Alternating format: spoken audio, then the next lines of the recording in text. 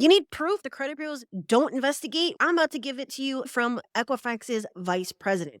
This is from 2007, but it's only gotten worse since then. In a March 2007 deposition, Equifax's vice president described its reinvestigation process, the same process used by each CRA. The only human intervention is to determine the appropriate 2-digit code to enter into computer message to the creditor. This is via eOscar. No independent discretion is exercised. They act as data entry clerks to transfer the consumer's written dispute into one of 4 primary dispute codes used over 90% of the time. All right, do DDC employees have telephones on their desk?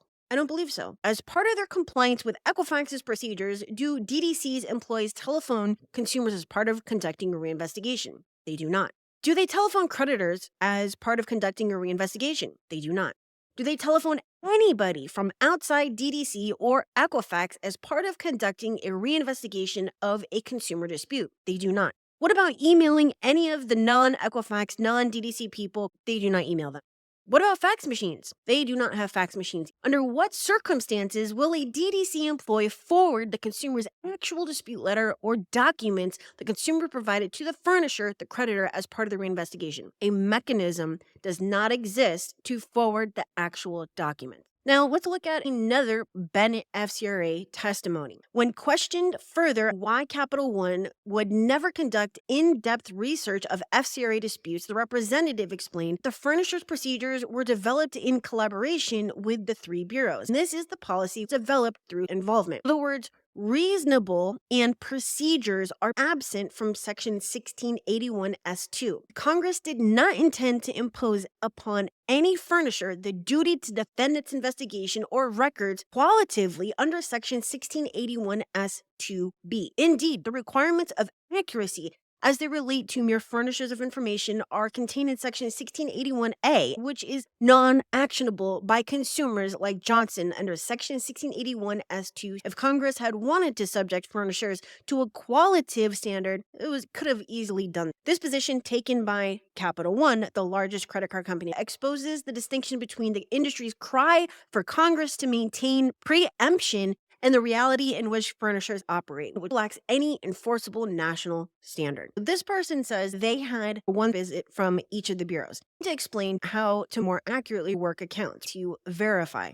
Now, we're not going to read this entire thing, but one of the questions that I had for them was, how do we actually verify? And then they explained how they verify. We pull up our system of record, Unisys or Beast. We look at what the Bureau has sent us on the ACDV, so on eOscar. If there are any discrepancies, we make sure that what the Bureau has mirrors exactly what we as Capital One have. That's verifying. So there's no documentation, there's no applications. They say that what you described to the representatives, yes. And what did they say in response to that? I actually followed up with that, DO6.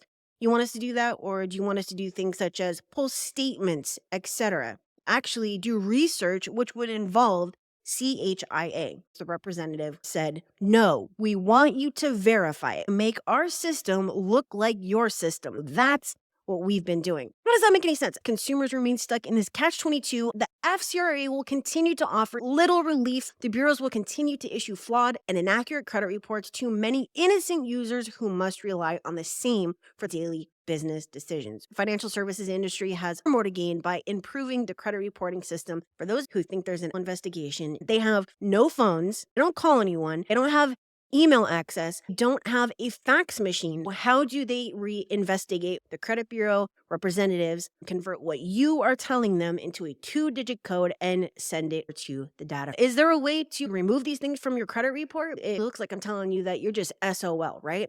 The answer is there is a way. But you got to be very specific in what you are saying and doing. If you want a second chance to make a first impression, I give you everything you need. If this is something that you don't want to do, you don't have time for it, it's too much for you, you don't even know where to begin, then here are all the links. Free credit sweep consultation. Head over to my740.com.